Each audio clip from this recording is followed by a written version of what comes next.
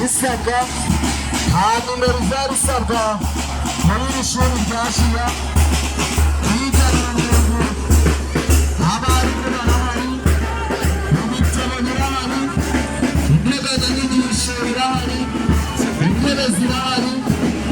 Bivuze ngo ntawunejwe ndetse n'utari umudivantiste w'umunsi wa karindwi nawe aza kwiga muri iri shuri agasoza agakora graduation akabona impamyabumenyi ye ibigaragaza ko uwo muntu yabaye intyoza mu byo twigira muri jiya, iby'umwuka, iby'ubwenge ndetse n'iby'umubiri.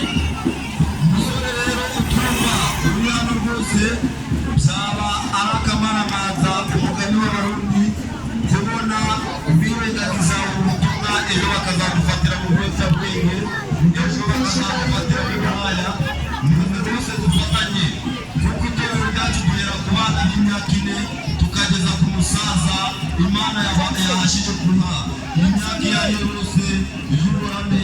Aha naho tubigisha indangagaciro z'itorero, indangagaciro zo kubaha Imana, kandi nakomeje kubabwira ko iyo wubaha Imana amategeko ya leta yose arizana, ntabwo bisaba ko uyabwirwa cyangwa ngo uyige, muri byose bishamikiye ku mategeko y'Imana kuko ni ijambo ry'Imana.